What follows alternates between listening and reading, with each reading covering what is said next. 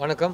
புயலுக்காக தள்ளி போன எங்களோட மிஸ் யூ படம் இப்போது அருமையான ஒரு புயல் இல்லாத மழை இல்லாத ஒரு புது டேட்டை நோக்கி உங்கள் முன்னாடி வந்து நிற்கிறோம். ரொம்ப சந்தோஷமான தருணம் எங்களுக்கு. மிஸ் யூ படம் பற்றி நான் உங்களோட லாஸ்ட் சந்திப்புலேயே சொல்லியிருந்தேன். ரொம்ப பாசிட்டிவான ரொம்ப சாஃப்டான அழகான ஒரு படம்.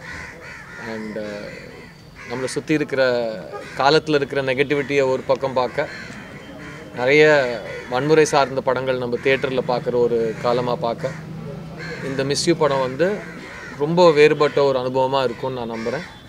இந்த படத்தோட இயக்குனர் ராஜசேகர் சார் இருக்கார். ஃபர்ஸ்ட் அவர்கிட்ட கொஞ்சம் பேசிடுவோம். டிசம்பர் 13 நம்ம மிஸ் யூ படம் தியேட்டரில் வருது. இந்த மாதிரியான சின்ன படம் நல்ல படங்களுக்கு உங்களோட சப்போர்ட் எப்போவும் வேணும் எங்களுக்கு. தேங்க்யூ. அவ்வளோதானா? என்னங்க நீங்கள் எங்கள் ஹீரோயின் ஆஷிகா ரங்கநாத் கன்னடத்துலேயும் தெலுங்குலையும் நிறைய படங்கள் பண்ணி ஒரு ரொம்ப பாப்புலர் ஹீரோயினாக இருக்காங்க. இந்த மிஸ் யூ படத்துக்கு அப்புறம் அவங்க பெர்ஃபார்மன்ஸ்க்காகவும் அவங்க நடித்த இந்த சுப்புலக்ஷ்மி கேரக்டருக்காகவும் ரொம்ப பாசிட்டிவான ஒரு வரவேற்பு இருக்குன்னு நம்புகிறோம். ஆஷிகா ப்ளீஸ்.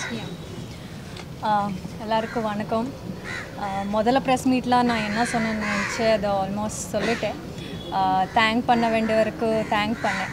இப்போது நான் மோஸ்ட்லி கேரக்டர் பற்றி படம் பற்றி அண்ட் ஆடியன்ஸ் எதுக்கு நம்ம படம் பார்க்கணுன்னு நான் சொல்கிறேன். Miss You is a beautiful family entertainer and with a lot of action, fun, romance and songs, dance எல்லாமே இருக்குது. அண்ட் இது எல்லாமே நீங்கள் எதிர்பார்ப்பீங்கன்னு தெரியும். And I'm sure this is going to be a very beautiful love story, a very unusual love story. And கண்டிப்பாக நீங்கள் எல்லோரும் அப்ரிஷியேட் பண்ணுவீங்க நான் நம்புகிறேன். அண்ட் கேரக்டர் பற்றி சொல்லணுன்னா Subbulakshmi is a very sweet, innocent and girl next door character. இந்த கேரக்டருக்கு 2 வேரியேஷன்ஸ் இருக்குது. அண்ட் இது வரைக்கும் ரிலீஸ் பண்ண டீசர் ட்ரெய்லர் எல்லாமே ஒரு ஸ்ட்ராங் ஹெட்டட் இண்டிபெண்ட் கேரக்டர்லாம் தெரியலாமா, ஆனால் there's much more to it. And அது என்ன எதுக்குன்னு நீங்கள் தியேட்டரில் பாருங்கள். Definitely Subbu and Vasu will entertain you. ஒரு க்ளூ சொல்லணுன்னா, ஒரு பொண்ணை அவ்வளோ ஹேட் பண்ணி எப்படி லவ் ஆகணும்னு தெரியும்னா மூவி பாருங்கள். It's a fun right for sure. And 13th of December it's coming, and I'm sure it's a good date. Everything happens for good. My heart goes out to the people of Tamil Nadu. I was here shooting for Sardar 2, and the time la na paathe like evlo difficult situation in Chennai. I had always heard, but this is the first time I experienced on the visuals on news and social மீடியாவில் பார்க்கும்போது எனக்கு ரொம்ப கஷ்டமாக இருந்தது. Now that everything is fine and sorted, we are coming, and I really have to extend my thanks to the entire team of Miss You and our producer Samuel sir for keeping up through in such tough times and making a quick decision to postpone the film. And it's not a easy decision to make, and it was a very important decision from the team. And we hope we have all made a very good film, and we're very confident about it. So we wanted to come in a right date, and that is 13th December. Ellaru vaanga cinema parunga. Definitely you will like the film, and we need all your love and support. Thank you. Lovely. Thank you so much Ashika. மறுபடியும் நம்ம press சந்திப்பில் வந்து இவ்வளோ தமிழ் வார்த்தைகளோட ஒரு speech கொடுத்ததுக்கு ரொம்ப நன்றி. I think எல்லாருமே அது ரொம்ப பாசிட்டிவாக பார்ப்பாங்க. மிஸ் யூ படம் வந்து அவங்க சொன்ன மாதிரி மழை காரணத்துக்காக நாங்கள் தள்ளுறப்போ முக்கியமான ஒரு தேங்க்ஸ் வந்து எங்கள் ப்ரொடியூசர் சாம் மேத்யூக்கு சொல்லணும். பிகாஸ் உங்களுக்கே தெரியும், ஒரு படத்தை தியேட்டருக்கு எடுத்துகிட்டு போகிறது எவ்வளோ கஷ்டமான ஒரு விஷயம். ஆல்மோஸ்ட் ஒரு வரம் கிடக்கிற மாதிரி நாங்கள் இன்றைக்கி பார்க்குறோம் அது. ஸோ அப்படிப்பட்ட ஒரு நல்ல டேட் கிடச்சி, அதுக்கப்புறம் ஜஸ்ட்டில் அந்த டேட் ஐயோ நம்ம தள்ளி போகிறோமேன்னு ஒரு ஃபீலில் இருந்தோம். அண்ட் நீங்களே பார்த்தீங்க அந்த 4 நாள் எப்படி மழை பெஞ்சுது, எல்லாருமே ரொம்ப கஷ்டப்பட்டாங்க. ஆனால் லக்கிலி அதை தாண்டி கடந்து வந்திருக்கோம். ஸோ ஹேட்ஸ் ஆஃப் அகெயின் நம்மளோட மக்களுக்கு for again showing that they're resilient and they're able to stand up against the weather என்ன இருந்தாலும் we stand together. And December 13 வந்து ஒரு ரொம்ப அருமையான டேட்டு.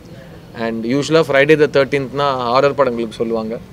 பட் என் வாழ்க்கையில் இந்த படத்தில் வந்து ஹாரரும் லவ்வும் ஒரே படம் தாங்கிற மாதிரி தான் ஒரு ஜோக் இருக்குது. ஸோ அதே ஃப்ரைடே த 13th அன்றைக்கி ஒரு ஹாரர் படம் இல்லாமல் ஒரு லவ் ஸ்டோரியோடு உங்கள் முன்னாடி வரும். அண்ட் இந்த படத்தில் என் கூட ஒரு மிகப்பெரிய ஆக்டர்ஸ் பட்டாலுமே நடிச்சிருக்காங்க. இன்றைக்கி அவங்க வர முடியல, பட் அவங்களை நாங்கள் மிஸ் யூ சொல்லிக்கிறோம். முக்கியமாக கருணாகரன், பாலசரவணன், லொல்லு சபா மாறன், சஸ்திகா, பொன்வண்ணன் சார், ஜெயபிரகாஷ் சார், இவங்க எல்லாருமே இந்த படத்தில் ரொம்ப அருமையாக நடிச்சிருக்காங்க. அண்ட் ராஜசேகர் இப்போ வரப்போ கூட காரில் பேசிகிட்டு இருந்தார். ரொம்ப நாளுக்கு அப்புறம் காதல், நட்பு, குடும்பத்தில் சந்தோஷம், இந்த மாதிரி ஒரு டாபிக்ஸை சார்ந்து ஒரு ரொம்ப ஜாலியான ஒரு படம் உங்களுக்காக காத்துட்ருக்கு. அண்ட் ராஜசேகர் சார் இந்த கதை என்கிட்ட ஃபஸ்ட் டைம் சொல்கிறப்போ எனக்கு கதையாக ரொம்ப பிடிச்சிருந்தது. ஏன்னா நீங்கள் லைன் கேட்டிருக்கீங்க, உலகத்திலே பிடிக்காத ஒரு பொண்ணுக்கிட்ட போய் லவ் சொல்கிற ஒரு ஹீரோ, அண்ட் அதை சுற்றி அவனோட ஃப்ரெண்ட்ஸும் அவனோட குடும்பமும் அதை எப்படி ஏற்றுக்கிறாங்க, அதை எப்படி சப்போர்ட் பண்ணுறாங்களா, எதிர்க்கிறாங்களாங்கிறது கதையோட முக்கியமான அம்சமாக இருக்கும். அண்ட் இந்த படம் ஒரு ரொம்ப கலர்ஃபுல்லான ஒரு படம்.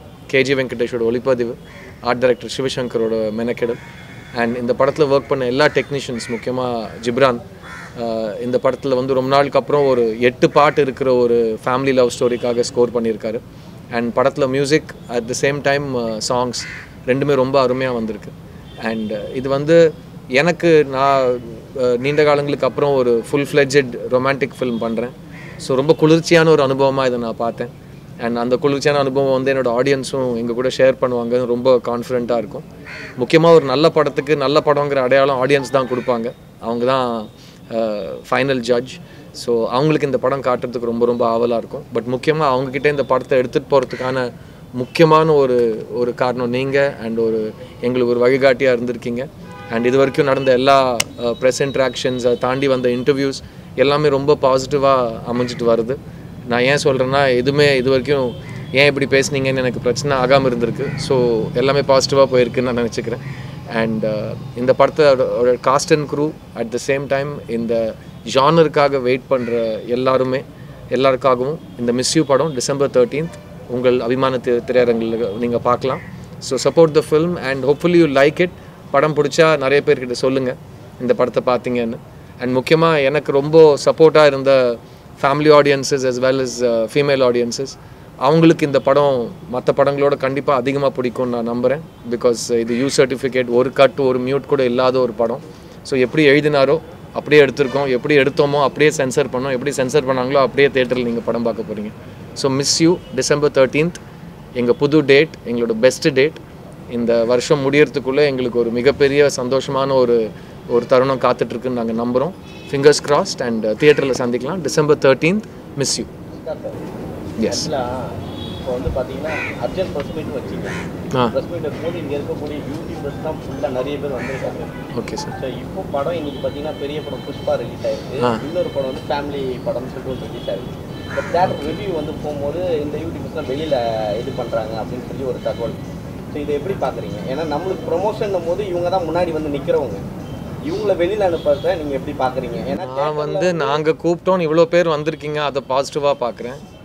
அவங்க வேறு எங்கே போகக்கூடாது, எதனால் போக முடியலங்கிறது என் டாபிக் கிடையாது. நீங்கள் பக்கத்து ஸ்டேட்டுக்கு போய் கூட கவர் பண்ணியிருக்கீங்க நிறைய பேர், நான் கேள்விப்பட்டேன். மீடியாவில் என் ஃப்ரெண்ட்ஸ் சொன்னாங்க. இப்போ பண்ணாதேன்னு சொன்னோடனே பஸ்ஸு பிடிச்சோ, கார் பிடிச்சோ, ஃப்ளைட் பிடிச்சோ வேறு ஊருக்கு போய் கூட்டத்தோட கூட்டமாக உங்களோட வேலையை நீங்கள் பார்த்துருக்கீங்க.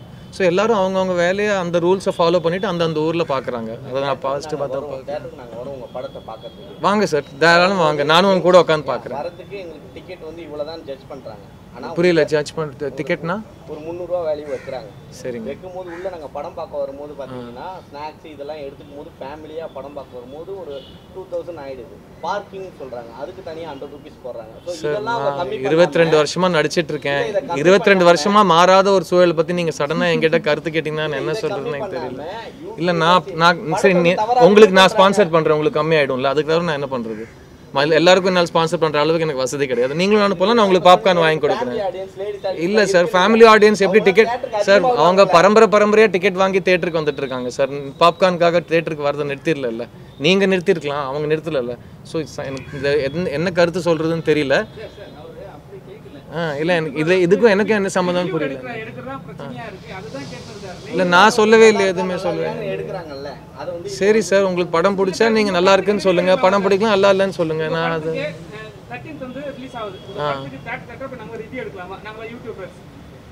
புரியல. ஆக்சுவலாக அது வந்து ஒரு யூனியனாக சம்மந்தப்பட்டு ஒரு முடிவு எடுத்திருக்கிறாங்க. இது வந்து ஒரு எங்களோட படம், எங்கள் படத்தை பொறுத்த வரைக்கும் எல்லோரும் வந்து பாருங்கள், ரிவ்யூ பண்ணுங்கன்னு தான் நாங்கள் நினைக்கிறோம். ஆனால் இது வந்து ஓவரால் எல்லா படத்துக்கும் சேர்த்து நாங்கள் பேச முடியாதுல்ல, அது அவங்க யூனியனில் எடுக்கிற முடிவு. இல்லை, நாங்கள் எடுத்த முடிவு இல்லை, நாங்கள் அவங்கள வராதுன்னு சொல்லலை. யாரோ ஒரு முடிவு எடுத்திருக்காங்க, அவங்களோட அதிகாரத்தை மரியாதை கொடுத்து நீங்கள் வராமல் இருக்கீங்க, அதான் சொன்னல. இது ரெண்டுத்தையும் நான் இல்லையே. அப்போ அவங்க தானே டாப். கோர்ட்டு சொல்லியிருக்கிறது வந்து ரிவ்யூ நம்ம பண்ணலாமா கூடாதுன்னா, தியேட்டரில் போய் எடுக்க கூடாது அப்படின்றது கோர்ட்டுக்கே போகாது. அது இவங்களா அசோசியேஷன் டிசைட் பண்ணதான். சார் நான் இது வரைக்கும் நிறைய இன்டர்வியூஸை சொல்லியிருக்கேன். ஒரு படம் ரிலீஸ் ஆகிடுச்சுன்னா அது எல்லாருக்கும் சொந்தம் தான்.